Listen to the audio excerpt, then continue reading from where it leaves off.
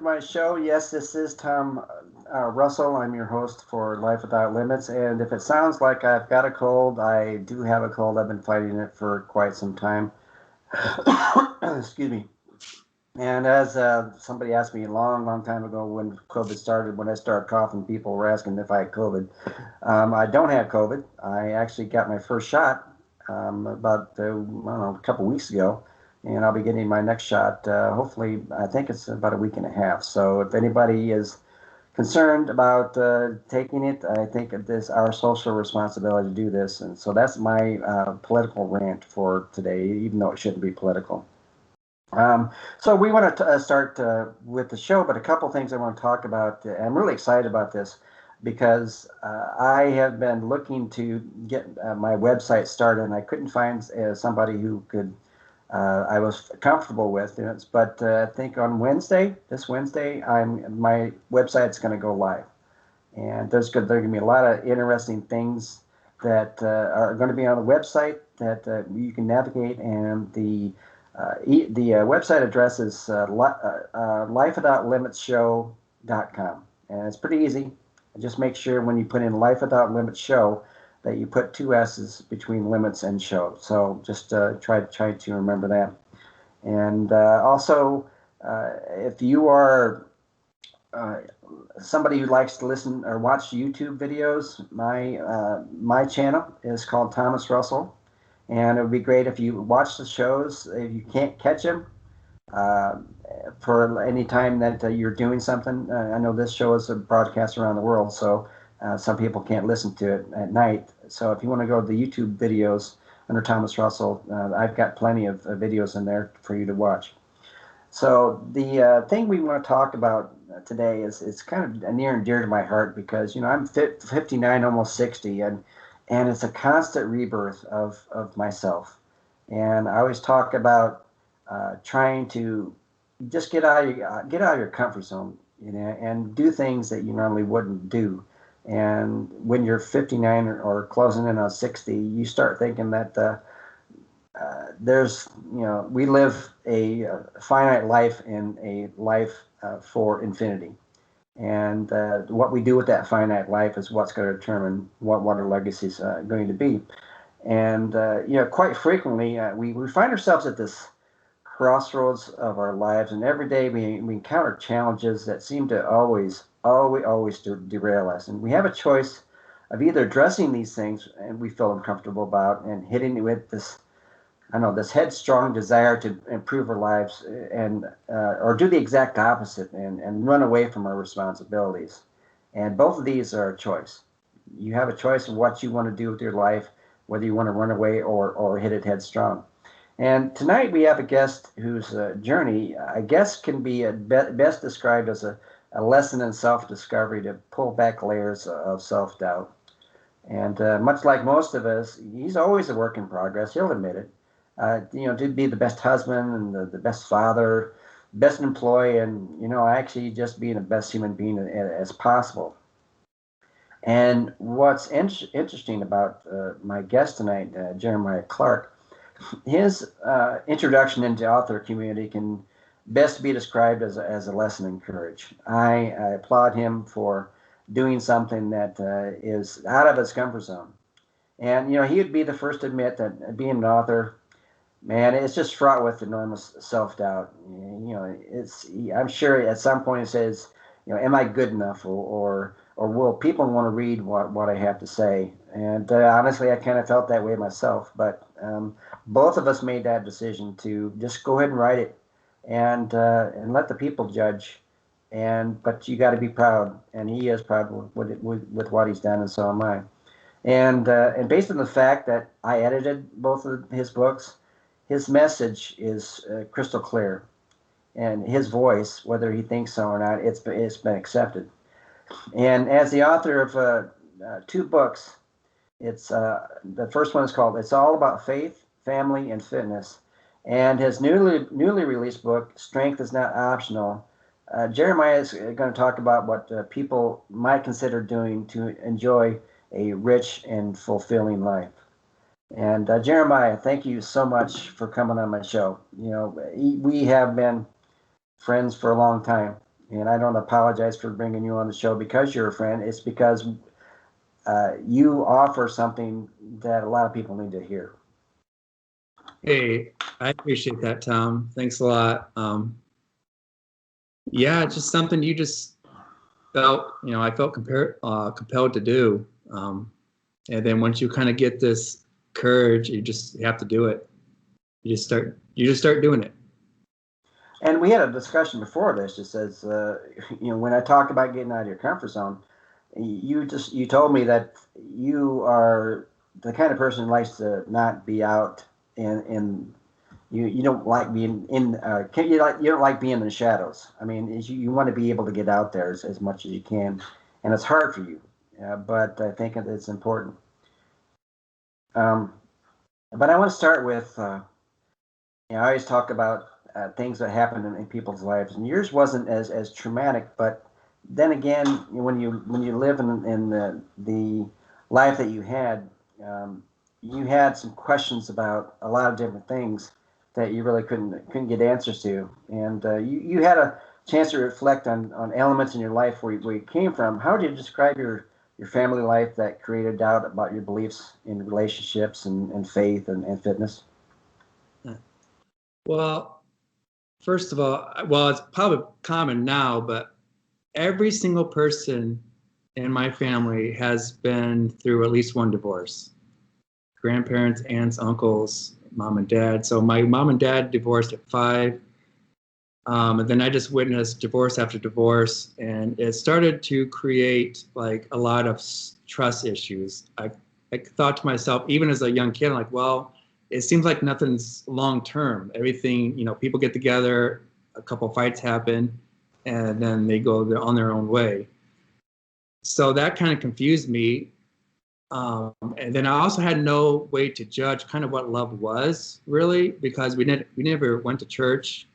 I know my brother and I, we both have biblical names. I don't know the story behind that still, but I went to church a couple times with my aunt and uncle. They picked us up and we went there. And I remember being young and them talking about this, this person that's looking after us. And I just couldn't figure it out. And, that's the only place I heard it from, was just going there once in a while.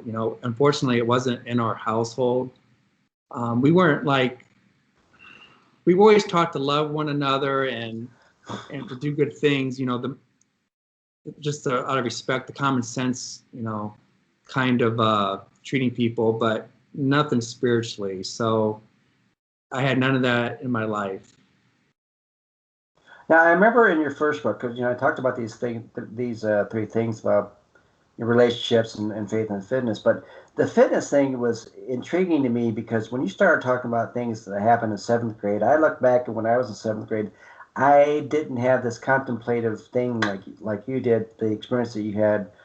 Talk about the time that you lost your first track race in 7th grade, and how did that loss you lost in the race, but how did that change your mindset about better preparing yourself for other challenges in your life? Okay. Well, as a kid, I never really thought of anything long term. It was just day by day, never looking to the future, never planning anything out. That was the first time I actually thought I need to do something different because what I've been doing is not working. So that was the start of my fitness journey. My dad tried to make me, work out and stuff with him because he was kind of on a little fitness trend back then. He wanted to get in shape and everything, and he tried to kind of force us to do it. And ironically now I love it, but back then, as a kid, I didn't want to do anything or have anything to do with it. Yeah, the only reason I went through the motions is because my brother was there and I didn't want him to tell on me. So I just did it and got it done with. We did a little bit of karate, but I didn't like that either. Even though I did learn some stuff, and looking back, it was very helpful. But when I lost that race, that was the first time I knew if I didn't get my act together, it was just going to go nothing but downhill from there, because my dad always told me I needed to, put the work in, and it's going to start paying off. But not until that point, like, you know what, it's just not going to happen until I toughen up now and do this. And that I started working out that night. Actually, I asked my mom. It was like 9 o'clock at night, and I just had this thought in my head, like, I just have to do this tonight, or otherwise I'm not going to do it. And I went down there and I asked her, and I couldn't believe she said yes. And she put on, got some clothes on. We headed to the store real quick, and I brought home some weights and did like whatever I knew back then. And I literally started doing that stuff every day. And I started learning that I need to start planning things out for my life, not only with fitness, but with my schoolwork. Just start looking ahead to my future. That's interesting you talk about that, because you and I, we met through 5-Star Life. And we asked these kids, what do you want to do with your life? At 7th grade, you get kind of a blank stare, right?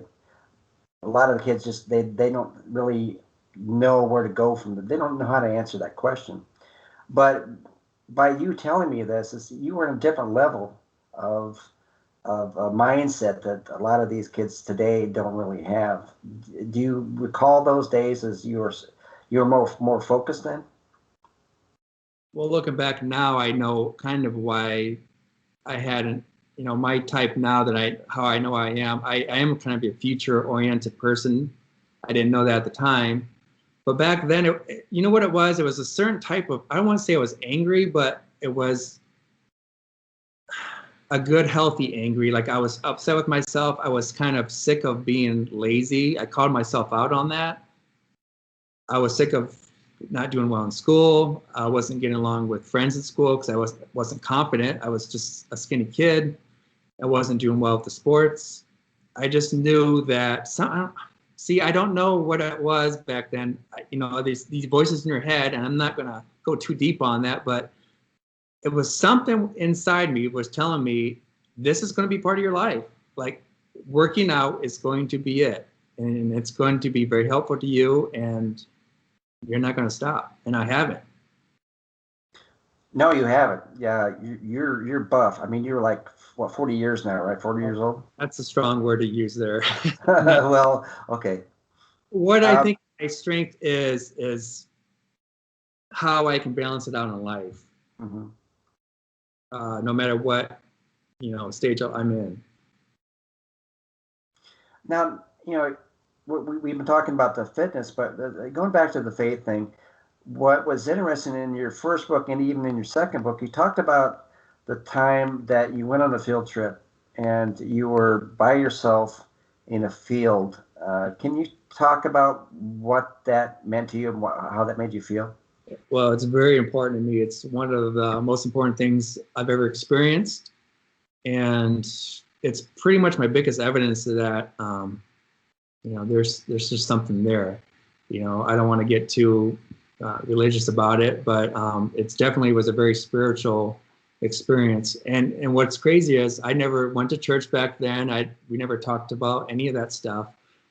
But I talk about in the first book is I love fall time. I mean, I get spiritual like instantly as soon as it hits like from August, September, and October. It's like I'm just looking around and just soaking everything in. So on that day particularly, and then, by the way, I was very young. This was a field trip. My mom was around, but she was somewhere else. So I was trying to go find her, and it was just the most beautiful fall setting. It was very like overcast. The leaves were in peak color. The wind was blowing, leaves blowing everywhere. It was just a beautiful thing. And I just kept thinking about like, this is just amazing weather and it's just something about it. And I happened to be by myself because I'm walking down this road. And then all of a sudden, as I'm walking into the field, I have this like feeling like I'm by myself. Like I know people are around, but I didn't see anyone. It felt like I was literally there by myself and someone was there, but I couldn't see them. And it was like, I just had this feeling of just pure love. Like there was no hate in the world. And I, of course I'm not figuring this out, but I just couldn't get over this feeling. And of course, with the wind and everything's around me, you could hear all that, but I couldn't hear any kids, no traffic, no nothing. And it was just for a split, just a few seconds, and then it just kind of went away. And it was just something to this day, I still can't figure out. I talk about, I even went back to revisit that place years ago to see if there was something still there, maybe during the fall time, and to see if there was like a connection. And of course, I still appreciate the beauty that I saw there, but as far as, that feeling, I never had that. I've never had it since then. It's kind of hard to do that anyway. I mean, I remember experiences I did one summer with friends, and you want to try to revisit it, and the feeling is not the same. It's not the same. But in that kind of situation, because you've had a chance to reflect on it, and you wrote it in both your books about the presence of God, and I make no qualms about it. Both of us have faith. But is it important to you? Why is faith so important to you when you try to reflect on that? Well, when I look back on it, it's crazy how every single time, either consciously or unconsciously, my faith kind of goes, it's just not as strong as it normally is, that things start going downhill for me. And I want to say, because basically faith is love, and I give a description of what I believe love is. And when I'm not doing things out of love, things start messing up real quick in my life, every time. Every time I try to get, I'm not saying I don't do anything like forceful, like I'm going to force myself to, be kind and patient and all that stuff. But when things naturally just happen that way, when I'm more, what's the word, just aware of how I'm behaving, things start naturally flowing in a more, better state. So for me, it's basically the direction of life I want to go in. If I go in the direction of love, that opens up a possibilities I'm unknown. Like, I don't know what's going to happen, but I do know it's what's best for me and everyone around me and the world ultimately. When I go down the path of basically hate, I kind of know where that goes. I've been through all that. It's nothing but pain, suffering, anger. Anger doesn't go away. It's just a dead end. So it kind of, when I start going down that dead end path, I'm like, okay, I know where that goes. Let's get back on the right path now. So it's constant, but it's very important that I always go the direction of love. Well, and you talk about, how, I guess, being in a negative situation, that you see there's a lack of faith as part of the problem, or if faith would be the solution. What did you discover? Well, faith is the solution. There's just no, like I kind of mentioned, it's like every time I went down the opposite path, my life just went out of control and not balanced out. And when I mean by balance, I don't mean, and I talk about that with, the fitness stuff and the family and everything. When I talk about balance, I don't think there's not like a even 50-50 balance. I'm just talking about having it in your life, at whatever point you're in. So if fitness happens to be where I need to concentrate on, that's going to be a little bit higher than other areas, but you're going to have all the areas in, including the faith. And that one almost has to always be in the picture. I mean, the other areas can be up and down a little bit, but the faith really has to be, well, hopefully at the top, or if, sometimes close to the top, depending on what you're going through. But the higher that faith goes in your life, on the priority list, the better. Now, in your second book, Strength is Not Optional, you talk about good and evil. You talk about quite a bit. Can you give me a perspective what you meant about that? Okay, I'll give an example. Let's just use fitness. I think people can relate to fitness on this, about trying to lose weight. But for the good and bad. So basically, when I was trying to figure out if this whole, in the Bible, they talk about a good and evil battle. Most people think swords and they're fighting back and forth, like an actual battle. when I was thinking of that, I was thinking, okay, there's something, it mentions something more powerful, something beyond our comprehension. So I'm like, okay, well, that means something in the world I can't see, but something's just happening and no one knows about it. So I'm like, do I see patterns of that? And I did, especially with the fitness stuff. And I'll just go ahead and use fitness for the example. So if I was, let's just say I'm the bad guy, and I see a family that, mom and dad, the kids, they're happy, they're all getting along, they're all together, they're very healthy. I'm like, okay, how do I break that up? Because I'm a bad guy, and I don't want that happening. So my first thing I would try to do would create a society where we're always wanting things, materialistic things. The bills are, out of hand. Where the parents have to leave the house to work. So the two incomes, the parents are now gone. The kids are at home, not getting as much attention. They're not doing well in school now. They're probably making bad decisions after school, and, so on and so on. So basically, some chaos starts happening. So that kind of puts a little chaos in the family life. Now, in the fitness part of that, with both parents being gone, there's no one home to make meals and set the table together and, do all that stuff. So they're bringing home, fast food. They're bringing home very convenient food, which happens to be at every single corner, which I find as very convenient, right? So it's almost like this resistance is putting things in place that are breaking up the family. They're causing families to be stressed out. They are causing them to be, physically unhealthy by creating like confusion on what to eat, what not to eat. Oh, go to this corner, buy this fast food. So there's a lot of diversions. It just seemed to me it's almost like there is a good and evil thing going on out there. And you can talk about a lot of things. You mean other countries, you can talk about even more, unfortunately, more intense things with, sex trafficking and Right. all of that kind of stuff. Dirty politics and governments doing crazy things. But so I see a good battle between good and evil in a lot of different areas. And to me, that just stands out like, okay, well, there's something to that. There is something going on, and it's almost like it knows what it's doing. Like its intention is to create hate, and that's what it's trying to do in every area. So these choices, it's the choices though, and that's where the love and hate comes in. Everything is a choice. So the parents don't have to do any of that stuff, right?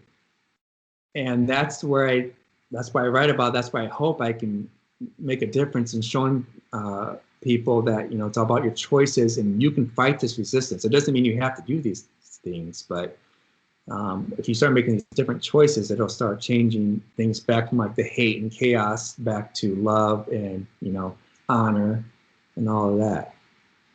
Now we've been talking with Jeremiah Clark. He's an author who has written 2 books. First one was It's All About Family, Faith, and Fitness.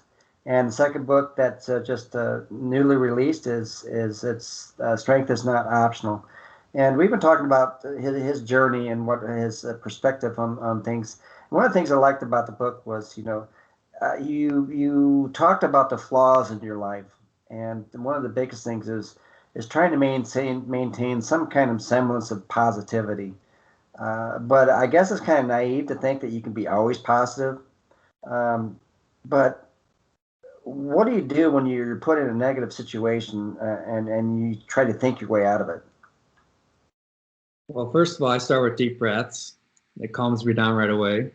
I try to keep emotions out of it, which fortunately for me, that's kind of a strength. I'm kind of a more biological person, and so the emotional doesn't is not as much of a challenge. So I can kind of think about it for a minute, like, okay, is this a long-term problem? I mean, can I just take a minute to think about it? And that's what I usually do. I'll withdraw from the situation.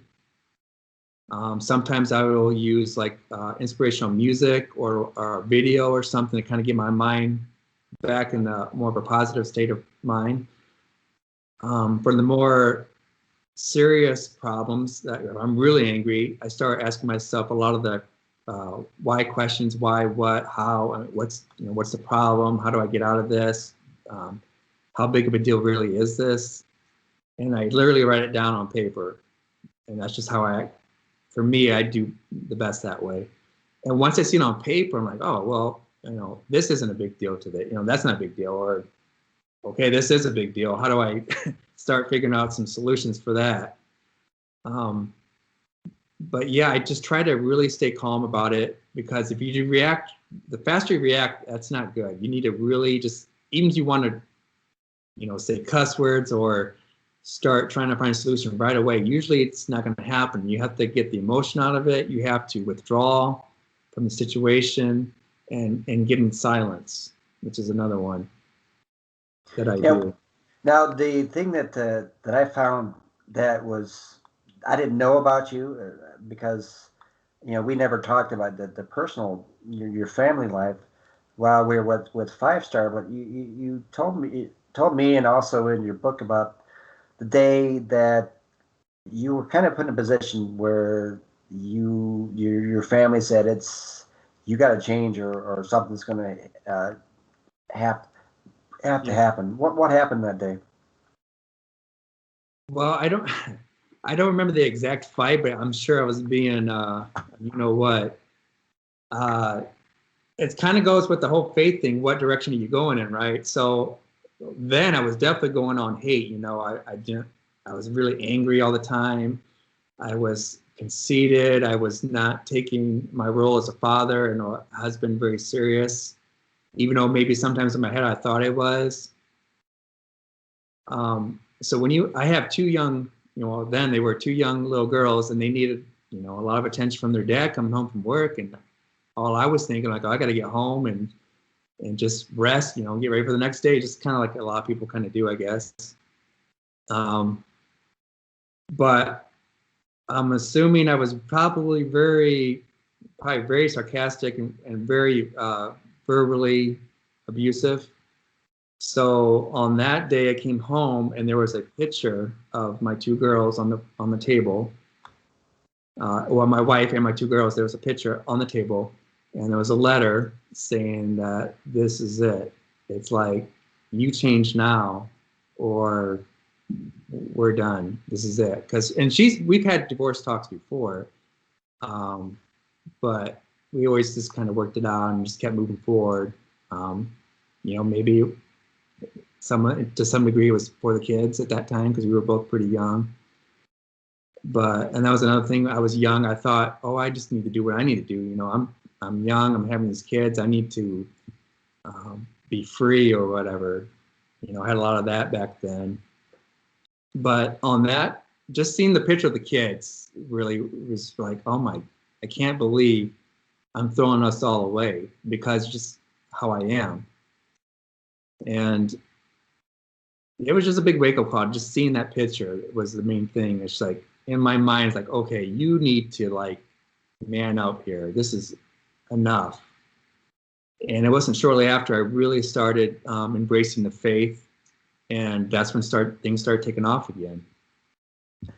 That's a big pivot in anybody's life, because there's a lot of backsliding in those kind of situations, because you grew up and you lived a life of I can't think of a word, looking at over yourself and what you would think is best for you rather than the bigger picture with the family. How did you not backslide when situations came that you thought that was the best route to go? It had to have been, I don't know, somehow I'm surprised I did it, because from my upbringing, I should have said, hey, we're just going to get divorced. That's what I'm used to seeing. So luckily, I just felt different. I just knew what I wanted to be. I wanted to be an honorable man, and I wasn't being that. And I knew the path I needed to go. It was more than just spiritually, but just with everything. Just I wasn't honoring myself. I had no integrity. I wanted those things in my life, though, but I just didn't know where to begin. And it's not an excuse, but from my upbringing, I didn't have a a way of figuring that out. No one ever really taught me in detail how to move forward from that, how to get out of these situations. So I mean, it was a learning process. It wasn't overnight, but again, it kind of goes back to when that workout with this. I had this anger inside, this good anger, like that's it, that's enough.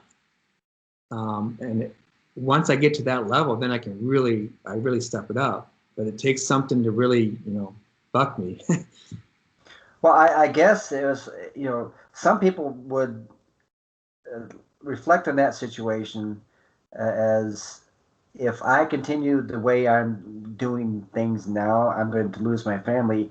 And you do it for the wrong reasons. You do it because you don't want to lose your family, but you don't have a plan to do that, because you're looking at the negative part of that. I don't want to lose my family. Mm-hmm.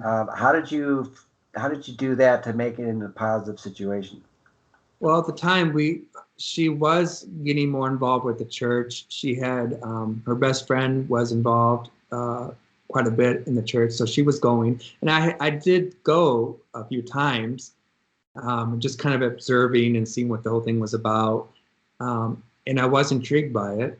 But with my growing up, how I did, and I just questioned so many different things. I didn't have the answers I needed. I thought I needed concrete answers to move forward. So back then, since I didn't have the concrete answers, little did I know I'm probably never going to have the answers I truly want. But back then I thought, well, at some point I'll probably get them. Mm-hmm. So I just didn't make that leap. But I knew from where she wanted to go, and from when I was intrigued at church, like, okay, there's some stuff there I am interested in and how I want to be, but I don't know how to get there. So that kind of timed out where when we decided to keep moving forward, like, okay, I haven't figured it out yet, but I think why at that time I wanted to do the church. I wanted to go to church and see how that could, change me, if it could change me. I was still looking at it not the correct way, but I knew that was the right direction to go in. I wanted to take steps that direction. Now let's talk about the title of your book. It's called "Strength is Not Optional," but you talk about strength in a different way. Can you explain that? Yeah, well, the strength, from a working out perspective, you don't. If someone's never worked out, you're not going to understand what it's going to teach you when you go through that process. So after you start working out quite a bit, you start developing in your mind this resilience, this perseverance. And once I started realizing that, it started helping me in other areas, raising my kids. So for me, strength is basically, it has to have kindness involved. So strength and kindness is my big thing, my big motto. Right. And I don't believe you can just be strong. Just because you're working out and you have these big arms, six packs and biceps and all that stuff, doesn't mean you're strong to me. When I see someone who is, maybe is handicapped, or someone is going through some things or struggles, and they keep pushing forward, I look at that and like, oh, that person is way stronger than me, So I'm just admired by that. So the strength to me is not only physically, but something that it's kind of like it's basically love at the top level. I feel like strength and love are like side by side. And if you keep pushing toward this certain, like this perseverance and resilience toward life and honor, you reach both strength and love together. It is kind of hard to explain, but I guess basically I'm trying to show how, that's kind of why I write in the book. It's easier for me to write than speak it, but it's basically love and strength side by side, and it has all the qualities of love basically. Now, along the same lines with strength, you also talk about being silent in your life. Why is that important? Well, I just recently learned that just a couple of years ago. which is kind of odd because even my personality, I like to, kind of be in a calm environment and kind of think things over anyway. But I never was truly by myself thinking and planning things out. So what happened was I read a book called The Miracle Morning, and he talked about sitting by yourself and trying to figure out where you want to go in life. But he said you had to be by yourself to do this, like no distractions. And I've never done that before. And so I started doing that, and I'm like, I was really starting to figure stuff out. And what I learned was in this silence, you start taking more action. You start actually moving and start getting things done. Where most people think, well, you sit in silence, it's almost like a meditation state. I mean, what I'm talking about is in silence, there's no distractions, there's no phone, there's no music, there's no nothing. And your mind becomes very clear and very calm, and things start naturally kind of happening, like, okay. And it's also actually a little dangerous too, because all your insecurities, all your struggles, addictions, Right. everything you're going through, it's just like, hey, what are you going to do with all of this? And so for me, it's very eye-opening. You start writing this stuff down, like, okay, well, I'm not good at this, and I'm struggling with this, and you start asking more and more questions. So well, why am I like this? Well, this is why. Well, okay, well, maybe you get like that, and on and on and on. And before you know it, like, okay, I see what I need to do now. And it just opens up a lot more doors.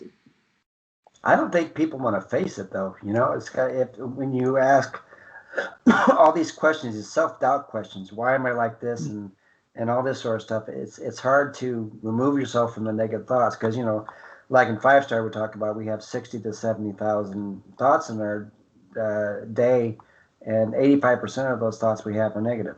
Yeah. And it's really hard to get your head out of that zone. Well, and in their defense, I mean, look at the phones. We have 24/7 news feeds, social news. I mean, I get it. There's a lot of distractions.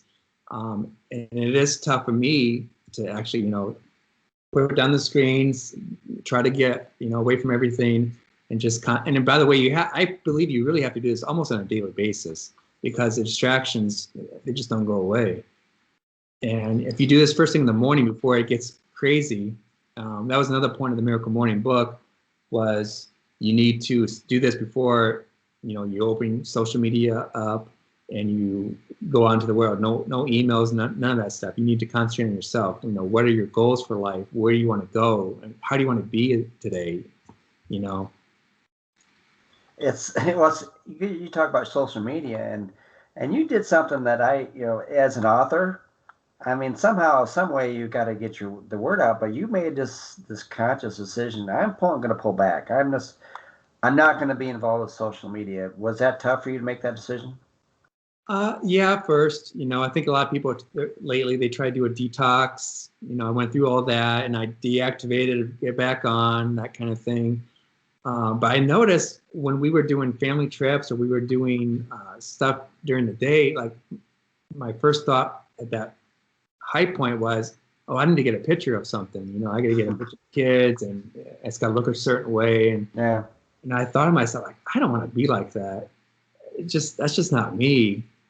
Or someone that I don't want to be.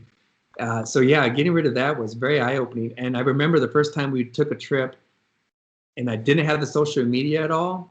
It felt very personal. The trip felt personal. Like I took pictures there, but knowing it wasn't going to be for anyone else's eyes besides my family, it was very important to me, and that no one else was going to see that besides my family. So it gets more personal. I'm not against social media. I think there's some good things about it, but lately it's the balance. It's just not there. It's way one-sided now, unfortunately. Yeah. I still understand why people have it, but I highly suggest start with the detox if you feel like you're in that situation. But for me personally now, I don't miss it at all. I haven't had Facebook in a long time, 2 or 3 years maybe. I don't remember. I don't miss it at all. I can only imagine what's going on now. There's all with everything going on, and socially and medically and everything. Don't worry, Jeremiah. I'm not going to tell you what's going on. I don't want to bum you out. So I idea what's going on already. yeah. All the people anyway, they complain about, they always start their sentence with, well, I saw on Facebook or I read this. And as soon as I hear it, I kind of cringe, it's like, it's just not for me. Yeah, it's all slighted one way or the other. It doesn't really matter where you stand politically or whatever it is. You're gonna base your opinion on what you read, and it's unfortunate that way. But there's another part in your book you talk about 1,000 cuts. Can you talk about that? Oh, the 1,000 cuts? Yeah. So I found out, I guess, back in the day in China, they had, it was pretty intense. For punishment, for death, a punishment for death, instead of like, just hanging from a rope or, putting a sword in you or whatever violent act they're going to do, they had a unique way of killing you. It was a little bit more torturous. They would start doing these like little paper cut slices on you all over different places of the body here and there, but not like quickly, just one here, then another one over here, maybe wait 5-10 minutes or whatever and do another one. Like this was like an all-day thing. And you start bleeding out. And that's how they died, by these little bitty cuts. And for some reason, when I had the idea on the second book, I was trying to think of some things I wanted to talk about. And when I read that, just this parallel of habits and cuts came to me. So I kind of thought about that. I was like, it's kind of funny. It is with these small habits. I think people, when they make these habits, they think big term. They like, okay, well, I'm going to lose 50 pounds or I'm going to do this marathon. But they don't go down to like the nitty gritty part. Like, well, how am I going to eat properly or train properly? Like, do I have the weight? I mean, you have to get to the point, like, do I have these amount of weights? Where do I get these weights? I got to go to the store. How do I get this food that I need to, that my body needs? Well, I got to go to the store and prep it, or, get it home and prep it and have the containers for it. I mean, all these little small steps and have it set out. Like, they don't really think about that everyday thing they need to do. So what I noticed was with the cuts, I'll use me as an example. In all areas of my life, let's just say I'm back to where my kids were small and I'm trying to take care of them. And let's just say they wanted to play with me. And I said, no, I don't have time for that. I got to get on social media. Okay, well, that's a cut on me. But I don't feel that, right? You don't feel like you get a paper cut, you're like, well, it hurts you, but you're going to make it, right? Mm-hmm. And I feel like I kind of describe that as when you don't follow the habit you want, it's like a little cut on you. So when I told my daughter, no, I can't do that, that's a cut, right? Or when I'm trying to eat a certain way and I decide to eat the ice cream instead of, some protein or something, that's a cut. These little cuts, but I don't notice them too much. I'm like, it's kind of like a bug on it. It's like, oh, it's like, that's kind of annoying, but I'm going to make it, right? Mm-hmm. Don't get me wrong, your body's going to repair the cuts, right? Like, oh, I can take care of that paper cut for you, no problem. So you don't really think about it. You don't, that bad habit, it's not a big deal, right? Mm-hmm. It's kind of like, okay, let's kind of like brushing your teeth, right? So you brush your teeth for 2 minutes one day, that doesn't do anything, right? But if you do it for every single day, then it does something. Right. So it's kind of like you got to start building these habits. Otherwise, these little cuts get to you. And the parallel was, I think once you get to a certain point, like your body can't keep up anymore. Mm-hmm. Kind of like an alcoholic, you keep drinking and drinking and drinking, and finally your body's like, look, I can't do it anymore. I'm done. I'm shutting down. That's too many cuts. And then you start noticing it. You're like, oh, I got all these cuts all over me, right? And I got to start repairing them. And maybe you try to put Band-Aids on them or whatever. You try to cover the bad habit. Like, I'll worry about those later. But eventually, there's going to be too many cuts, and you can't go back. So, I'm sorry. I guess I'm a little bad about it. No, you're fine. I mean, it makes sense because I think a lot of people get into those bad habits a lot. And they think that's where their path is leading because it's normal for them. Right. Well, yeah. So they think, oh, I'm just going to have a cookie today, or I'm just going to do this today, or that's no big deal. Well, you know what? It's not a big deal, okay. But a day after day after day, it starts becoming a big deal. So that small little habit even though it was no big deal, now is a big deal. And here's the thing with those cuts, they're on you whether you want to admit they're on you or not. So those habits that you're doing, whether you like it or not, it's affecting you. Mm-hmm. And that's what on the second book, I'm trying to kind of tell people, like, and it sounds kind of bad for saying, but like, you don't have a choice in the matter. Life is hard. It's going to cut you, whether you like it or not. So the less cuts you can get on you, the better. So the more better choices you make, the less cuts you're going to get, and the more your body will be able to keep up and heal. And hopefully you have very little cuts, you know, and those few little cuts you do have, they're not going to take you down. Right, and that's super advice. And we only got a couple more minutes to go here. I want to talk about one of the things I really enjoyed about the book. About you wrote about connecting the dots. What's that about? Connected dots. Okay, so you know when you're in elementary school and you get handed the sheet, right? It has like numbers 1, 2, 3, 4, 5 all over the place, right? And you're supposed to take it from draw a line from 1 to 2, 3, and so on, right? And it's supposed to create this a picture like of an animal or nature or something cool. But you know, especially when you're in elementary school, you don't like, I don't see nothing there. It just looks like a bunch of dots. But as you start connecting, I'm like, oh, okay, it's going to be, I don't know, a lion. And you're like, that's pretty cool. I didn't realize it was going to be like that. So when I started thinking about that, I'm like, well, that's kind of how life is, right? You're at 1 and you move to 2, but you still don't know what the big picture is, right? You just kind of go with the flow and you start learning as you go. And before you know it, you create this picture. But if you, like, let's just say you went from 4 to 6, or, you know, you missed a number, then it's going to be totally messed up. So I believe the more you can stay on track, which is the direction of love I'm talking about from before, if you're going from 1 and you keep on that direction, 2, 3, and you're staying on the path, eventually you have this big, beautiful picture.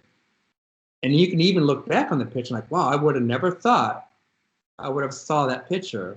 You know, it's a beautiful picture. But now if you're on this path and you miss a number, like say, oh, you're off track, you got these bad habits and you fall off the wagon and you go the other way, it's not going to create a picture. Or if it does, it's not going to be a very good looking one. Yeah. But there's a way you can, of course, luckily we used pencils back then, right? So you can erase that, like, okay, that was a mistake. I'm going to course correct, go to the right number. So that's 6, 7, 8, 9, 10, on and on. Then you get this picture. Mm-hmm. That's kind of how I thought about life. Like, you got to course correct real quick. Otherwise, the picture's going to be all messed up and it's just not going to look the way it's supposed to. And it's supposed to be this big, beautiful picture, which is your life, of all these memories and things you've done and what you want to be remembered for, and how you honored people in your life. And that's going to create the big picture. Now, it just depends on what kind of picture you want to see at the end of your life. And you know, the sooner you can catch those mistakes, the better. Once you get to, you know, the height, the number, you only got a few numbers to connect. It's too late, right? It's just not the same. You make it sound so simple, you know, when you put it in those terms, and because we are who we are based on the decisions we make from our past. So good or bad, that's why we are. So Jeremiah, thank you so much for coming on my show. It's been a treat. You've been a great friend for me, and I really appreciate all you've done for me. Well, I appreciate it, Tom. Like I said, this is not my strength really, so I appreciate you having me on and giving me a chance. Yeah, that's good. And so how do people find out about your book? They're both on Amazon. So I did bring them here. I got Strength is Not Optional. And then the other one from 2017, it's all about faith, family, fitness. Probably email, because like we said, I don't have social media. So jeremiahc79@yahoo.com. If anyone wants to reach out just with some questions about just life or faith, fitness, whatever they want to ask about, I'm more than willing to shoot an email out to you. I appreciate this. So I want to end with something I just read. I want to read it to you guys. It's called Run Your Own Race. Don't let the thought of someone else being better than you stop you from being your best self. It doesn't matter if you're in a race against the fastest person in the world. Continue to run your own race. Give it your all. Just because you're up against greatness, it doesn't mean you shouldn't be aiming to run your best race. It doesn't matter how many times you've lost before. Continue to believe that you too can win. Far too often we let the thought of someone else being great stop us from even trying. And don't let their greatness stop you from claiming yours. That is so powerful. And it just kind of reflects the reason why I did this is when we talked about Jeremiah, when he talks about his race in seventh grade. So as I end all my shows, I want everyone to smile infectiously, laugh genuinely, love unconditionally, and live courageously. I believe in all of you. I believe you are destined for greatness. I believe you are created to do something so spectacular in your life that it's just waiting for it to happen. But the thing is, you have to make it happen, and don't wait for it to happen. So have a great week, folks.